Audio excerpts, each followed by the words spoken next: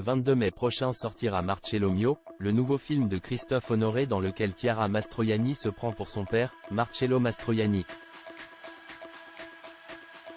À cette occasion, elle s'est confiée à Paris Match sur sa mélancolie et sur sa santé mentale de manière plus large. Marcello, come here. Comment oublier cette phrase mythique prononcée par Anita Ekberg à l'adresse de Marcello Mastroianni dans la Dolce Vita de Federico Fellini, sortie en 1960. Point d'interrogation. Le 22 mai prochain, l'icône masculine du cinéma italien va revivre le temps d'un film, de Christophe Honoré, baptisé Marcello Mio.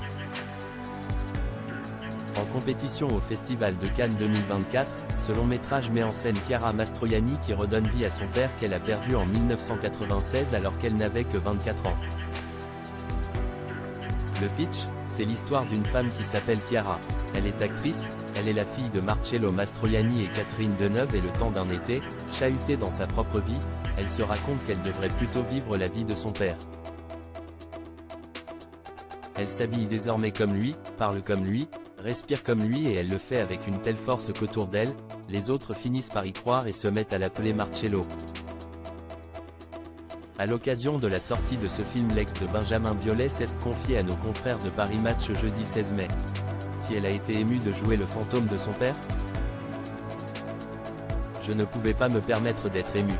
Je suis suffisamment dramatique dans la vie pour ne pas l'être au cinéma. Je voulais éviter de tomber dans la nostalgie et le pathos. Il n'aurait pas été généreux de ma part de me servir du film comme d'une psychanalyse. J'ai voulu transformer l'émotion en quelque chose de vibrant et ne surtout pas être complaisante, a-t-elle détaillé. Je lutte contre ma mélancolie. La maman d'Anna Biolay s'est également souvenue des précieux moments passés avec son père. La fille de Catherine Deneuve a alors raconté à nos confrères.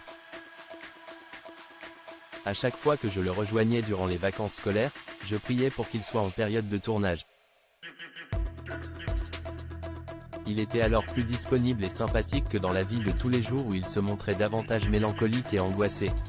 Quand il ne travaillait pas, il était en prise avec ses fragilités. Quid de ses propres fragilités? Chiara Mastroianni n'a pas hésité à en parler non plus. Cash, elle a commencé par indiquer « Ma mère me trouve trop anxieuse, mais nous n'avons pas eu la même vie. »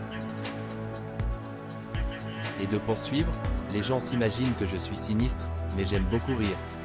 Je lutte contre ma mélancolie. Après, peut-être que l'on va me retrouver dans un asile psychiatrique dans 2 ans, a-t-elle conclu sans détour.